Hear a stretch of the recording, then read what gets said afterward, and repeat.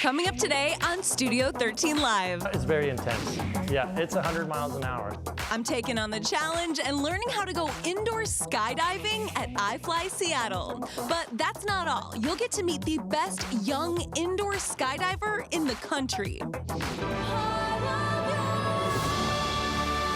The Little Mermaid made a big splash at the box office during its opening weekend. What people are saying about the live-action remake so far. And we're teaching you how to make wonton soup from scratch with PCC Community Markets. Studio 13 Live starts right now. I wanna see you smile, take you another mile. Don't gotta wait, don't gotta wait, don't gotta wait today. Hello, thank you so much for being here with us this Memorial Day. I'm Carly Henderson. And I'm Mireya Garcia. We really do hope you have a good and restful day and you had a wonderful weekend. And we did the karaoke thing. We had some fun. Yeah, Saturday night. It was a good Mireya time. is like, she performs like she is a star. You have that star. I feel it in my heart. Yeah. But my voice says, girl, you can't sing. But you know, we had a good time. It That's was what's fun. important. Yeah, we kept it pretty strictly like early 2000s pop songs. So we did a lot of duets. It was a good time. It was a great time. We have to do it again. And a lot of people this weekend actually went to the movies. They went to see the remake, the live action version of The Little Mermaid. It did really well at the box office for its opening weekend, and it took in an estimated $95.5 million the first 3 days. The film could have $118 million on the hook by the end of today.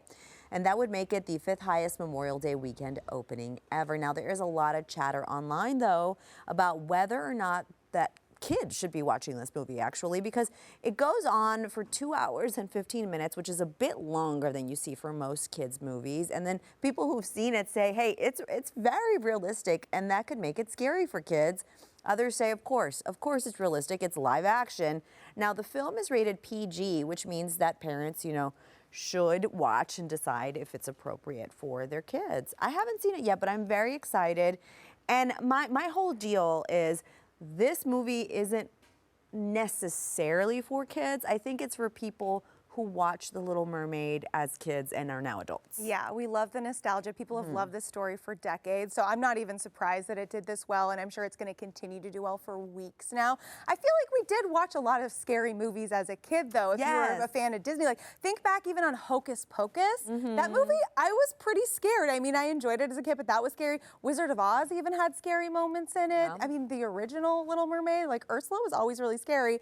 I feel like maybe we are just like more sensitive to that now. Maybe. You know, maybe a little bit. I don't know. But 2 hours and 15 minutes, way too long for a movie. If it is anything over like an hour 30, an hour 45, every like minute, my love for it just dwindles down. Just diminishes. Like, as much as I could love it, that's just too long for a movie. Keep it short and sweet, in my opinion. Ryan Gosling is bringing his own Kenergy to the Barbie movie soundtrack. So it's going to feature an original song by him, and it's going to be released the same day as the film on July 21st, which we are eagerly anticipating. Now, other artists on the soundtrack include Nicki Minaj, Lizzo, Charlie XCX, Khalid, and Ice Spice, who's like the hottest artist right now. The music in this movie is going to be amazing, and I cannot wait for it. I can't wait to see what Lizzo cooks up. I know, it's going to be good. And you know, Gosling has a pretty good voice. He did sing in the movie Blue Valentine, which is quite the opposite of a Barbie movie. It's very serious, but it had a cute little musical moment, so I'm excited to see that. As well as La La Land. That's right, of course. He killed it in La La Land. And if we want to take it all the way back, Mickey Mouse Club. That's right. I remember when I was like in love with, you know, NSYNC and Britney, and it was coming out that all these artists had been on the Mickey Mouse Club back in the day, like when I was much younger, and they were playing reruns of it on the Disney Channel. I remember watching, and Ryan Gosling was on there. He was. So he was so good. It's very much in his wheelhouse. And speaking of nostalgia, John Stamos says that he was actually mad at the Olsen twins because they skipped out on the Fuller House reboot, okay? So in a podcast, he said that all is well now, okay? But that he does wish the two had joined the cast. So he did say that Mary-Kate expressed some interest in the Fuller House reunion and tried to convince Ashley, just never heard back. Fuller House was first premiered on Netflix 2016, then canceled after Bob Saget passed away, of course. Stamos says that he did reconnect with the twins after his death. And this is such a toughie for me because, yes, you're allowed to feel whatever way when something doesn't go your way, right? But like, you also can't really hold it against people if they feel that they've outgrown something, right? It's just difficult when it's an ensemble cast. Yeah, especially considering they were put in this show as babies. Like, it wasn't their choice to be in the show, you know? And, I mean, they did continue to go on and act in so many great films, like Holiday in the Sun. I don't know, were you an Olsen, like, I twin? was not an Olsen girly, but I did really become obsessed with them when they started doing fashion. Okay, cool. Yeah, I loved all of their movies growing up. But then obviously at a certain point, they did want to make that switch over to fashion and step back from the public eye unless it was promoting their business ventures. So I would not expect them to, you know, star in this show. But I do think it's really nice, even when someone has outgrown a role, for them to go back and do a cameo. Yeah, that is just a quick moment, a little popping by as like a neighbor knocking down the door or something like that. Could be a completely different role. But it's always fun for them to just go back. It's like a little gift for the fans, you know? And obviously it's how they got their start. Let's talk about Britney Spears here, because she's speaking out after reconnecting with her mom for the first time in 3 years. So her mom, Lynn Spears, saw Britney at her home in LA this week. Britney and her mom have reportedly been estranged since Britney's struggle to become freed from her conservatorship. On social media, Britney posted a throwback photo and she wrote, "Time heals all wounds." I mean, I was glad to hear that they reconnected here. She was stuck in that conservatorship for so long, and I see why she was like distrustful of her mom, because her mom was reportedly planted the seed for the whole thing, and it just stole her freedom for so many years. So I can see why she would not want to have anything to do with anyone involved in the conservatorship, but they used to be really close. I remember reading a book that they wrote together like way earlier on in Britney's career. So I hope things are good, and I'm glad that they're kind of like reconnecting and maybe some forgiveness is happening there. Yeah, I mean, it definitely really showcases the sort of larger issue of understanding why people may legitimately want to cut family out of their lives, but also it really showcases the fact that this is a meaningful relationship that shapes your whole life. So if it's for the best, I'm glad. I'm glad that Britney has someone in her corner, and I hope it stays that way. Yeah. Well, an artist and business owner in Chicago going viral for some custom jackets, okay? And this, of course, has to do with our girl Taylor Swift's Eras Tour.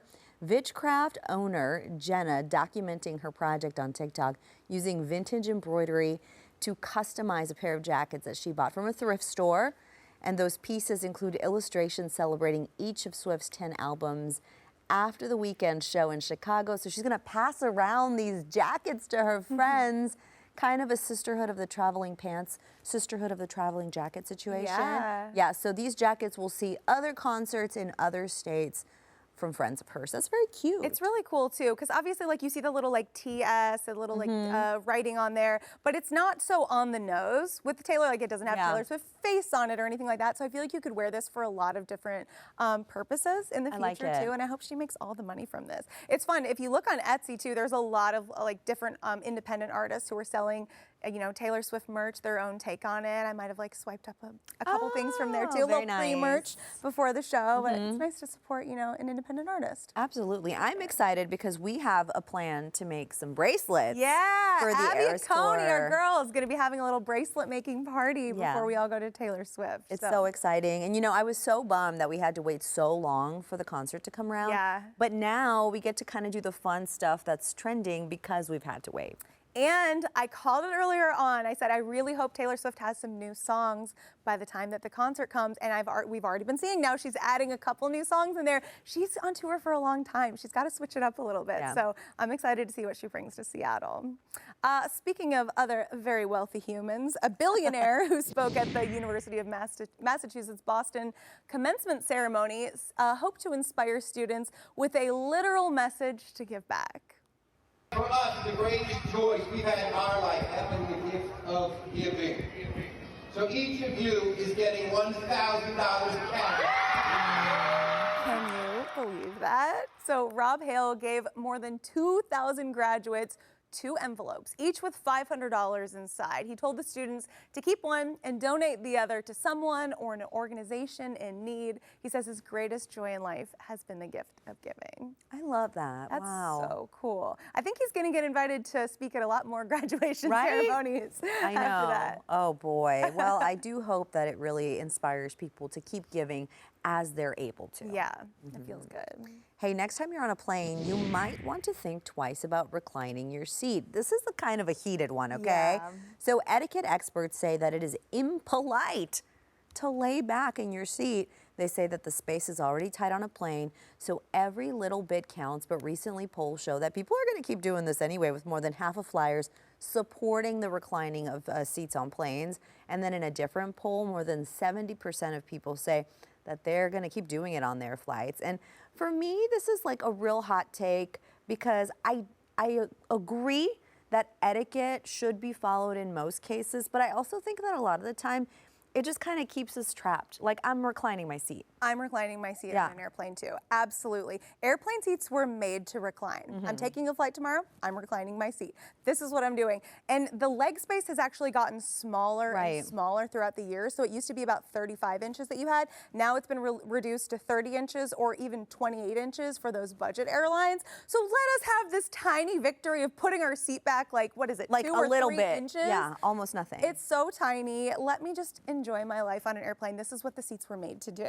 I feel like the new etiquette should be, you look back, you make sure nobody has a beverage on their tray table, and if they don't, go ahead and just push that little button. Or just let 'em and just know. lean back. Yeah, yeah. It's fine. I Not a know. big It's deal. very frustrating to me, because I feel like oftentimes this becomes, I mean, it affects everybody. Yeah. But to me, it sort of becomes an issue of control, and in some cases, sexism. Like, who is going to be following these rules more often?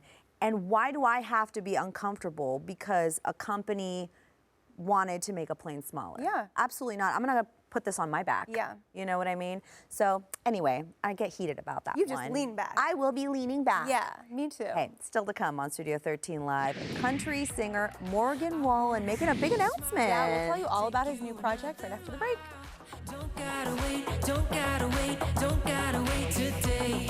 It's happening all around, like sunshine through the clouds. I'm gonna make your day. Country singer Morgan Wallen announcing a sweet tea collaboration. You know, he is just so very popular in some circles, and he is now partnering with Real Tea to release what is being called the Wallen Real Sweet Tea. Online stock actually sold out quickly after it was announced, and Wallen said that the tea is meant to capture a taste of what he remembers in his childhood. That drink will be available on the Go Puff app next month in stores nationwide. That's starting in July. And I always crack up when I hear sweet tea, because I grew up in Texas where you had to say, I want unsweet tea, because it always came sweet. Yeah. And then as I moved further north, I realized I didn't have to say that. It was always, it was it was not always sweet. Yeah, unsweet. yeah. So I was Yeah. asking for the same thing they were going to bring me anyway. Yeah, a little southern charm there. It's 0 sugar too, which I was surprised by. There must be some artificial sweetener in it, because sweet tea is very sweet, normally. yes. Stranger Things actress Millie Bobby Brown has launched her own coffee brand, similar to her makeup brand. It's called Florence by Mills Coffee, and it is already available. There's a variety of bundles that you can buy with some coffee, others with coffee and accessories. I saw they have some syrups in there. The most expensive bundle is $65. Oh. And a box of her Mindful Moments coffee is $11. And there's also a subscription service that's available now. Interesting. To me, this looks more like a CBD relaxing drink or something like that. Yeah. This doesn't scream caffeination to me, even though that is like my favorite color, purple. I love it. I just wouldn't look at that and be like, oh yeah, I'm gonna drink it and get hyped for the day today. You know, it looks like Right. something you take and then like lay down and take a nap. Maybe she's going for luxury, like Yeah, like a luxury goop while you moment. drink. Yes, yes, I think so. Yeah. It's so interesting to see this though, because are we seeing the beginning of a trend? Celebrities going for luxury coffee instead of all the alcohol we've seen celebrities selling lately. So it's a bit interesting. I like that. I know like Emma Chamberlain's Chamberlain Coffee has done really, really well, and that's branded so cute too. So I feel like if I really loved a celebrity and they launched a coffee company, I would definitely give it a try. Give it a try, Yeah, why not? I'm always looking for a good cup of coffee. Absolutely. Hey, more and more flyers are using this travel technique to save some money, but it is not popular with the airlines. They're looking to put a stop to this ASAP. So it is called skip lagging, and you can save money on this. Basically, it's people who are looking to book some cheap flights using layovers, but instead of making, multiple flights to get to their destination, the destination they really want is somewhere in the middle, right? So you book this one long flight with a couple of layovers, but then you stop traveling midway. Yeah, again, it's supposed to be saving you money, but airlines not fans here. This is just kind of a response to airlines pulling back people's perks, mileage discounts, things that they've been doing in the past. But like I said, the airlines are threatening to ban people from flying if they do this. You gotta do, if you're gonna do this, you gotta do it on an airline that you do not normally fly. Like if you're not flying Spirit normally, just do it on Spirit Airlines, I guess. I don't know, it doesn't really make sense to me though, because I'm just wondering like if the city that you're ultimately supposed to be traveling to, if they're offering some sort of like discount, or I don't know how that works, because in theory, you're saving everyone money by giving up a seat on a flight that they could book somebody else on for that second or third leg of the trip. Yeah, It doesn't really make sense to me. Yeah, it also doesn't make a lot of sense to me, but from traveling, what I have noticed is that oftentimes when you're trying to travel domestically, that can be so much more expensive than an international flight. So if you like finagled it a certain way, I guess I could see how it might be cheaper to book some sort of international flight with a stop off in, Houston or wherever it is you're trying to go. Yeah. But I don't know. I mean, I don't think this thing's gonna last. Probably don't do it. Probably not, yeah. Or if you do, carry-on bags only, right? Right, Because, absolutely. otherwise your bag's gonna go to the final destination. That's right. Continuing our travel chat, a new study shows that planning a trip can sometimes ruin it. So more than half of young adults with upcoming trips say that they thought that the best trips were the spontaneous ones. Here's an interesting number. 70% of people say that they would rather go to a completely unknown destination than plan a trip themselves.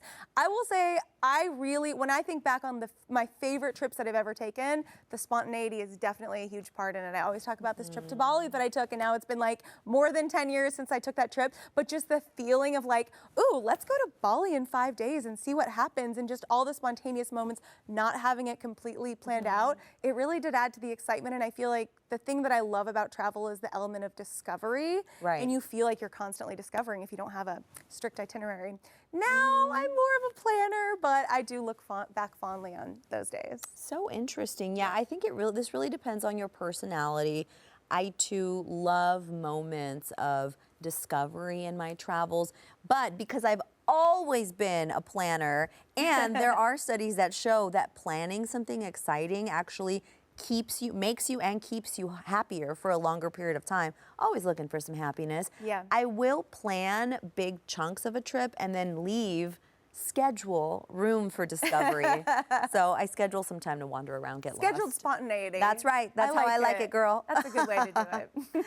All right, well, a bunch of people are telling me. Brunch is the thing to do. Brunch is the thing to do. That's right. Okay, so it's becoming very popular in the restaurant world. So much so that restaurant owners are now starting to focus on brunch. Is becoming more popular because of people's flexible work schedules and people eating breakfast later in the morning instead, or waking up early and then deciding to wait on brunch. So are you a big brunch person? Yeah, I feel like brunch has been big for decades. I don't remember a time that brunch wasn't really popular. I know. I think it was more like a weekend activity, but maybe people are wanting it more often now. That's true. I mean, what's better than breakfast and lunch combined? Sign me up. The more options, the better. Yeah, there was a window during the tail end of the pandemic, I would say, where I was still working from home half the week, and on the last day when we were going full back to the office, way back in Oklahoma, I went out for brunch because nice. I knew I wasn't going to be able to do it anymore. So this just really does not surprise me at all. Next, we have to talk about online shopping. Okay. So there's this hashtag, shopping addiction, that has more than 300 million views and counting on TikTok. This is filled with videos of shopping hauls and ideas for saving money. An IT company estimates that by 2025, social media shopping will be a $1.2 trillion industry. Now, the research points to impulse control, the impact of influencers, boredom, and too many ads for why the industry is growing so rapidly. I will tell you, I don't shop through like Instagram or apps really, but I do love a review. Like if I'm looking to buy an expensive product, whether it was like my espresso machine or my paddleboard recently, like a bigger ticket item, I want to see somebody else using it and showing me what it's like when you push the buttons and do all of the things. Right. I feel like that's really helpful. So seeing it demonstrated, I'm a big fan of online, but I don't know, maybe I'm just a grandma and I'm like not hip on the social media shopping yet. I would not call you a grandma, but I would say you cool have grandma. Yeah, a very cool grandma, a glamma. Oh, No, I would did you say just make that up? No, Okay, no, I the like internet made that up. like I'm not that. that cool. But I would say you have better impulse control than I do, certainly, Yeah. because my latest lip gloss I bought from Instagram. Okay. And then the one before that I bought from TikTok because somebody was Okay. using it and I was like, oh, that looks really good. And it was an ad. It was like Okay. they paid an influencer and then they pushed it as an ad and I was like, I like it. I bought it. Yeah, yeah. All right, well, coming up, we are trying some delicious rosés from Seattle's iconic Bottle House, and we're learning how to make frosé too. Okay, girl. Oh my gosh, let's Ooh. run over there immediately. That looks so good. And hey, don't forget, because on June 5th, Studio 13 Live is moving back an hour to 10 a.m., baby. We're so excited to see you an hour earlier every day, and we're just gonna keep the good times rolling. Yeah, I'm gonna make, It is time for Seattle Sips, where we check out some amazing drinks in our area. Yeah, today we're joined by Henry Schock with Bottle House. Welcome. Thank you for having me. Thanks for It's coming in awesome. today. Yes. So I know Bottle House, it's in the heart of Madrona, right? Correct, yes. Talk to us about how it got started. Yeah, so my wife and I, we were traveling pretty extensively through Europe. We lived in Seattle, but we took about a month off, had kind of a change of heart in our jobs, spent some time in Spain, Portugal, came back, found this beautiful house that used to be a restaurant. There was still an operating winery in the basement. Had some connections with the landlord. They said, come up with a concept, and so we did. At the time, Seattle really didn't have like a wine bar, like a true wine bar. So we wanted to open up a place in a beautiful neighborhood that we loved that offered awesome wines, both focus on local, domestic, as well as like European classic wines. And from there, it's been 13 years. Wow. Which is crazy. I know it doesn't happen often in Seattle, but Yeah. Congratulations. Thank you. on Yeah. that. It's crazy. Yeah, it's crazy. Now, you do have a revolving menu of these curated wines. Yep. So did your travels sort of inspire where you get this wine from? Yeah, a little bit. I think, my wife and I do travel quite a bit, so we are like tapping wineries, checking out different wine regions, both locally and through Europe and other places. But I would say, a lot of tasting happening. We have a very specific style. I know like natural wine is like a big kind of buzzy thing. We've been pouring minimal intervention or like natural wines since, the beginning. Natural wine wasn't really a thing when we first opened. Yeah. So our goal when we first started was like, let's tap our local producers, also find producers that are making wine very like classically made, like European style. And then of the European wines that we try, we want to make sure that they're following like a similar ethos of like natural or minimal intervention. So that was our kind of stance. I mean, this has just been We have some tempting us frosé right here. here. Yes, Are we yes. excited to Yeah, try? cheers, guys. Yeah, it's a Okay, good cheers. start to the summer. So this is our frosé. We're actually one of the first in Seattle to launch it. Oh my gosh. But I think the our slushy I needed today. Yeah, goal for frosé always is like we always have a rosé that we feature because we want it to taste like rosé. Yeah. So what we do is we, pick a rosé. We're always like talking about the rosé that we're using. We sweeten it to get like the slushy crystals with a little like strawberry simple syrup. But then we add acid back into it in the form of lemon juice to brighten it up. Because I know like a lot of frosés out there, they can be like very sweet, very cloying. Yeah. And our goal is like, let's try to make it as rosé tasting as possible, not just like a sweet little Beautiful. treat. But it is This really is nice. really good. Yes, Yeah, it is. it's- I mean- and is this only rosé, or is there also a liquor in here? No, just Oh, rosé. beautiful. Yeah. I've had one before that had gin in it, Yeah. and I was not warned. Yeah. Well, So that's good to know. We have a really cool patio and decks. Like it's kind of our thing. Like Bottle House and Madrona like truly lightens up in the summertime. So a couple of these is a good place to start. You know, little cheese, little charcuterie, and then I saw some like Beautiful. twinkling lights when I was looking at pictures too. yeah. Super It's cute. it's a super magical place. It's in an old house, and you know, very rare that you see something like that in Seattle these days. So it's kind of like a little bit of an escape. It feels very like European-esque when you're there. I love that. And we have more wines to try. Yes, absolutely. Yeah, we talked a little bit about kind of our sourcing and what we look for. So I'm gonna pour you guys, all of us, some rosé. So we have three. I wanted to go local. So the first one, and European, so a little bit of a broad swath. And these are all like favorites that we have. So the first one, I don't know if you've heard of these folks. So it's Grow Grain. They're out of Walla Walla. Okay. Beautiful couple family. They actually have a design background. They have a tasting room and like Airbnb situation in Walla Walla that's like gorgeous. So you guys definitely should check it out. But they're, again, cheers. Happy summer. I like the cheer sound. But this one is, so their winemaking process is beautiful. I think for domestic rosés, especially in Washington, it's really hard to find ones that like are like, again, the kind of rosés you want to drink, crisp, refreshing, high mineral, high acid. So this one in particular I love. It's Grenache and Carignan, two like varietals that grow really well in Eastern Washington, Walla Walla.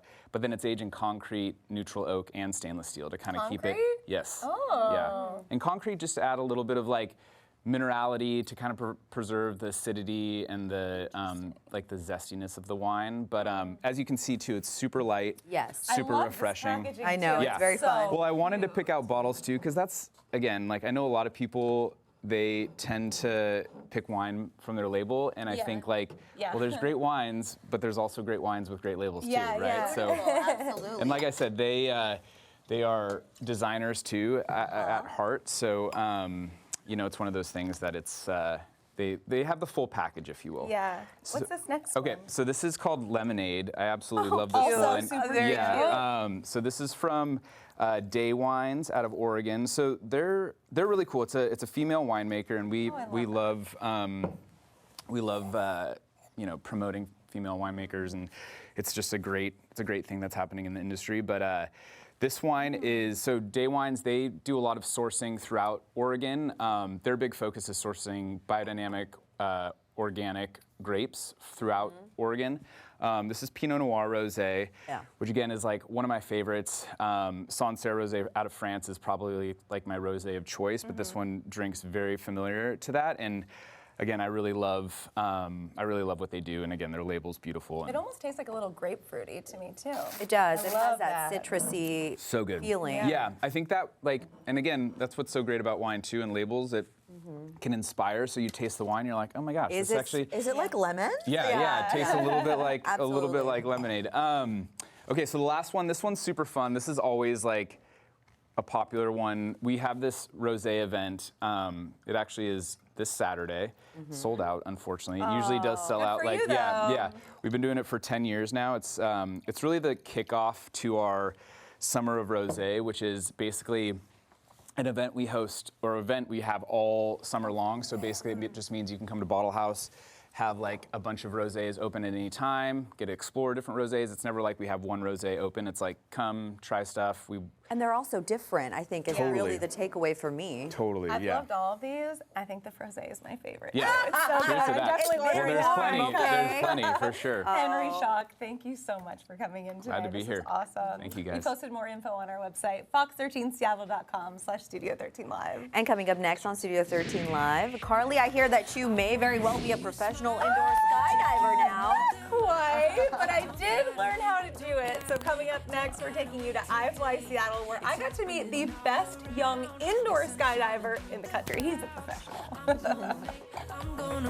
I'm gonna make your day.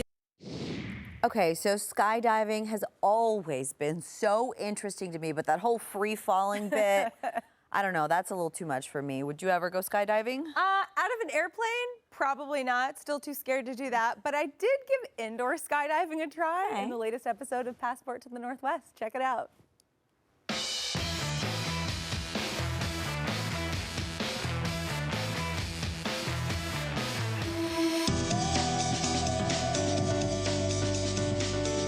Hi friends, today we are going indoor skydiving. I'm so excited. Let's do it.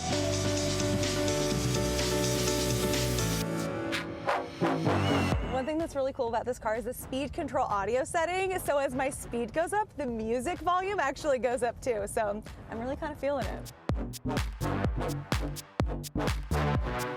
Also, shout out to the Honda Passport Trailsport for this blind spot departure warning. I feel like, especially as we're merging on the 405, it really helps me know what's around. I wasn't nervous, but now that I'm pulling in, I guess I'm a teeny bit nervous.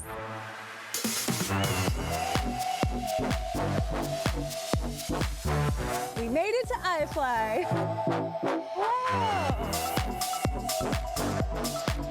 Darren, thank you so much for having me here at iFly. Pleasure. Happy to have you. This is going to be awesome. I'm so excited. So how intense is this wind? It's very intense. Yeah, it's 100 miles an hour. So picture wind and then multiply it by 100. What's the sort of indoor skydiving to outdoor skydiving pipeline? So imagine this as the swimming pool and out there is the ocean. Here's a nice, safe, calm, controlled environment versus out there there's, things that you want to be worried about. Tell me everything I need to know about indoor skydiving. I can't talk to you in there, so hand signals are where it's at. What are the hand signals I need to know so that we can communicate? Okay, so straighten legs. Straight legs. Okay, bend legs. Bend legs. Relax. Relax. Keep your chin up. Bend those elbows just a little bit. Big, flat hands. Okay. And hey, we're ready to go. Ready to roll. and before we get started, I kind of have a little bit of a surprise. We have a very, very skilled indoor skydiver with us. He just got back from World Championships. He's probably one of the best in the nation. So I invited him here today to get to meet you and also show you his skills. So. I can't wait.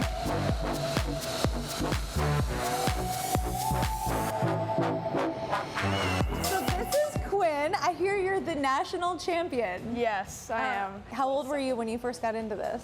I was 9. You're 9. Yeah. How old are you now? I'm 13. And you're the best in America? Yes. Hi, that's amazing. What are your favorite tricks to do? I really like doing infinity breakers. It's a side carve with a 1 or to 12 twists in it. I really like split spins, where it's just head up split with spins in it, and head down spin. I'm ranked 9th in the world. 9th in the world? Yeah. Oh my gosh, Yeah. Quinn. Yeah. That's amazing. So I'm ranked 9th in the world, 1st in the country, but yeah. I can't wait to see you do your thing. Thank you. Want to show me what you can do? Yes, let's go.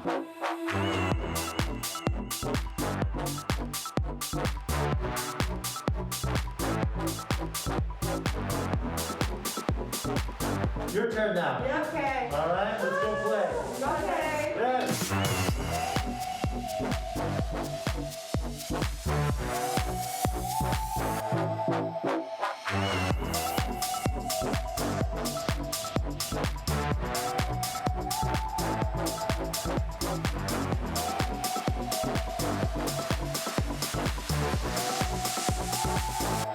That was wild. I didn't know I was going to be getting an ab and arm workout in there too. Right. That was so much fun. Thank you so much for helping me. Wow, what an experience. Well, you can check out a link to try this yourself if you are so inspired on our website, fox13seattle.com/studio13live. How talented was Quinn? So good. 9th in the world, he said? That's 9th amazing. in the world, #1 in America for the youth division. Oh, something Can to you be really believe that? proud of. He Yeah. works so hard too. He's like always doing his thing. He's always practicing there. I have to say, after doing that, I put my hair in braids. Normally they do 2 braids, but I was like, or you do 1 braid, but I was like 2 would be really cute. My hair has never been in more of a rat's nest No. after I went indoor skydiving. Because you're standing there in 100-degree winds. Even with the braids in? Even with the braids, they were like fully flown out by the end too. I should have documented that, but it took me like 20 minutes to brush it all out. Oh gosh, that's a lot. Yeah, I like too how he said indoor skydiving is like a swimming pool and outdoor skydiving is like the ocean too. So more control. Yeah, more if you control. want to try. Okay. So would you try it in the indoor swimming pool, Mireya? I guess so, but only if there was a helpful person making sure I didn't knock into a wall. Oh yeah, they're there to help you every step of the way too. Oh, that is so wonderful. Yeah. What a great time. Thanks. Yeah, it was a good time. Coming up next on Studio 13 Live, we're going to be introducing you to another incredible K-pop group. I'm very excited for this. Fox 13 photojournalist Clint Edwards is joining us right here in studio to tell us about this group's new album. Stay tuned. I'm gonna make your day.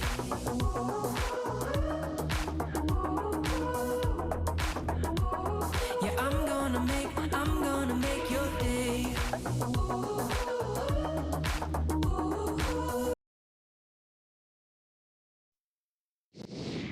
You know, we love us some K-pop here on Studio 13 Live. Yes, we do. So we're excited to introduce a new segment called K-pop with Clint. Yes, Fox 13 photojournalist Clint Edwards is joining us in studio to introduce us to another amazing group. And I love all of your expertise in K-pop. Yeah. Yeah, thank you. I know a little bit too much. The pandemic really helped out with, giving me time to learn a little bit too much.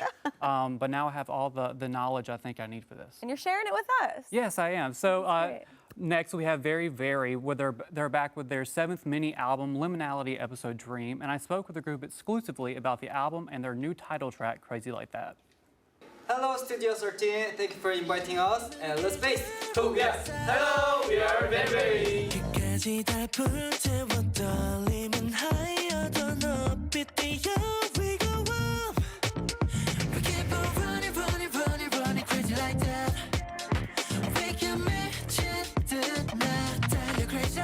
First of all, our album came out, guys.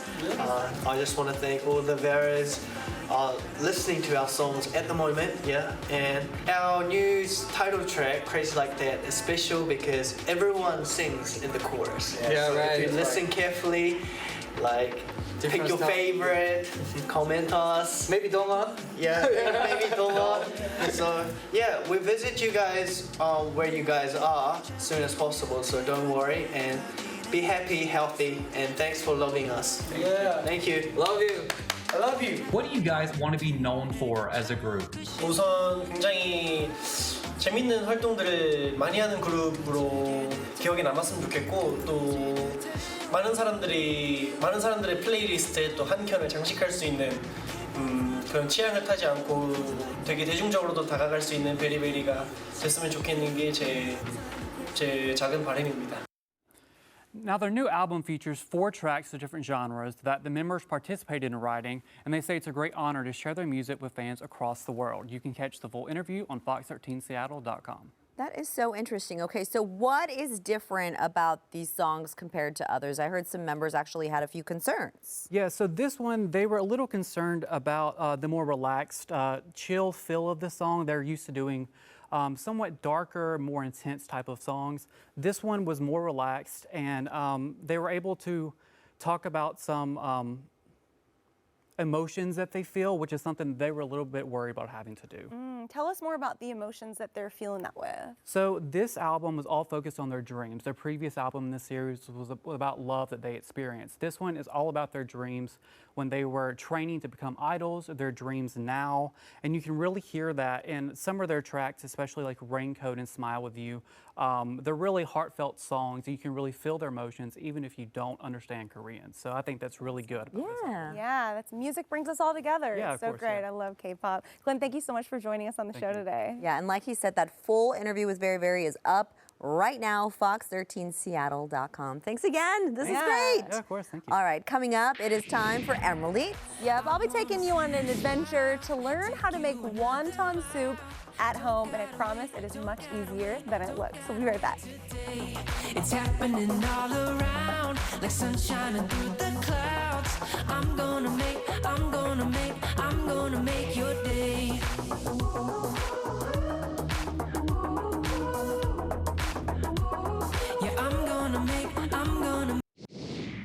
Hey, welcome back to Studio 13 Live. A new study found that young people value their right to post more than their right to vote. So interesting. So 59% of young people with a TikTok account say that they'd give up their voting rights for a year just to post on social media if they were forced to pick between the two. So for those who are a little younger, 13 to 17 years old, that percentage was 64%. And according to the data, the average teen scrolls through TikTok for more than 2 hours a day. Very interesting. And I think, I don't know, it says something to me about our priorities maybe not being aligned. Perhaps, yeah. I mean, I feel like especially with the 13 to 17-year-olds, maybe they just don't understand the power of voting. You know, I don't think I did when I was that age, but as you get closer to 18 and you start learning about the influence that you can have on the world, and so many of our elections have been so close, it is so important to vote for the world that you want to live in.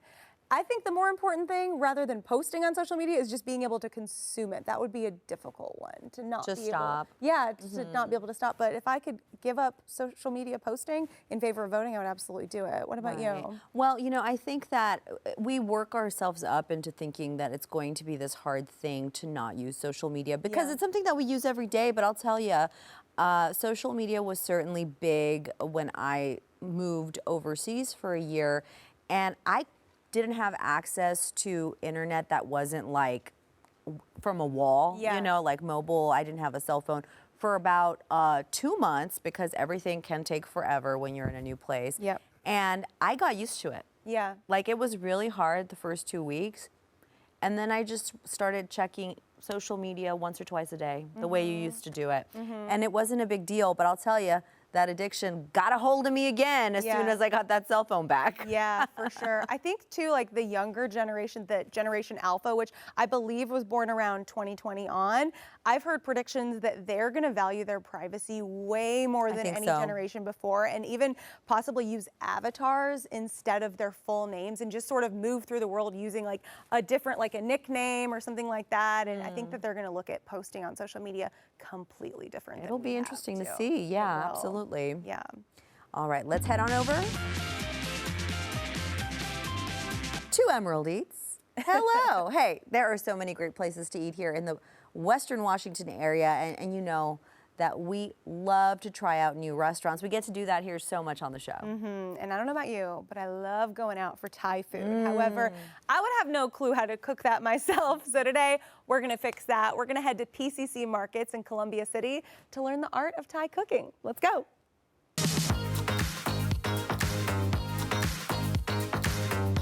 Ronnie, so good to see you. I'm so excited to learn Thai cooking today. This is going to be awesome. This is going to be fun. Yes.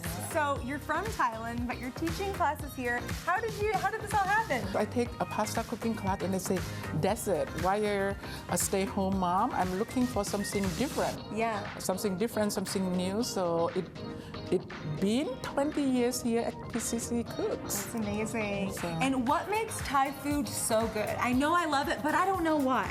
You see, it's all about taste. It's about sensation, sensory, sweet, sour, salty, spicy, bitter, umami, delightful flavor that make you remember for a while when you walk out from Thai restaurant or even your own cooking. So it has every flavor I want to taste. Every flavor that you're going to taste today. And you can make it at home yourself as well.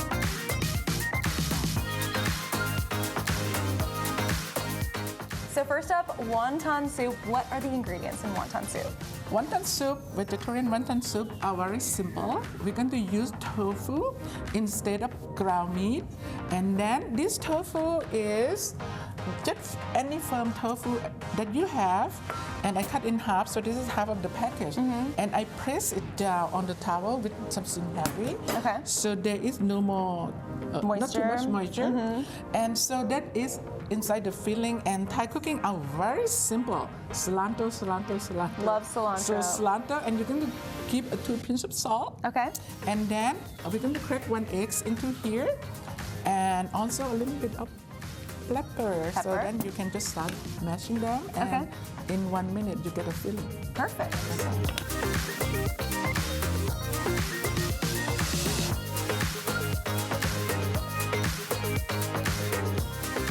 So now you have the filling. Great. Okay? That was so quick to make that filling. Yeah, it's so quick and even quicker. Sometimes if you have a party, you can make this ahead. Love it. So now let's talk about what we have here. PCC Market have amazing vegan wonton wrapper. It's just amazing, and you will taste that today. Right. So we're going So to do. cute. It almost looks like a slice of cheese, doesn't it? We're going to start with the egg wash. Okay. Okay. So now So eggs kind of hold everything together. together, seal. You can use water as well, but I really like that this need some egg. Just a little bit of. You want to do at once, okay? Make sure I get some good cilantro leaves in here. Yeah, me too. I'm all about the cooking hacks too, like finding quicker ways to do things. Oh wow, you done before me. Yeah. That Not that it's a competition. Drop the wontons in the broth, and that's what cooks them. Yeah. Prani, how do you know when the wontons are ready? The wonton is ready when it translucent. Okay. And you see, and the filling ready. Like when you can start to see the filling through it? Yep, through it. That makes It's translucent, it's shiny. Taste test! Taste test!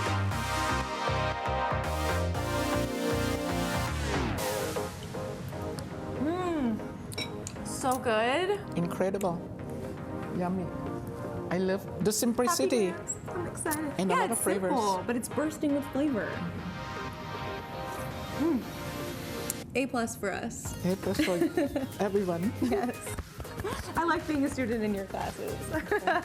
Thank you.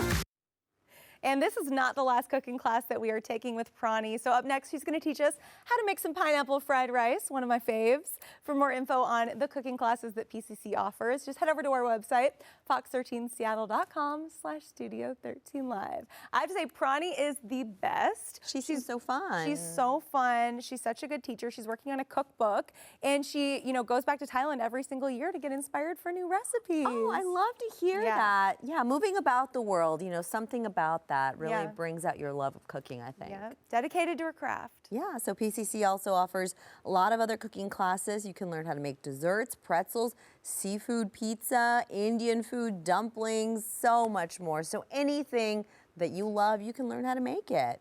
And hey, looking ahead, we are taking Studio 13 Live on the road to Auburn June 9th. We're going to explore the best places to be out there. We're also going to check out some horses at Emerald Downs. And we've honestly had so much fun with our live shows. We got to keep doing it. Yep, and then coming up on June 16th, we're going to be checking out Bellingham. We're really excited to check out all these spots. There are amazing food, amazing drinks, great scenery, such a beautiful part of the state. And that is June 16th at 10 a.m. Have a good day. Yeah, I'm gonna make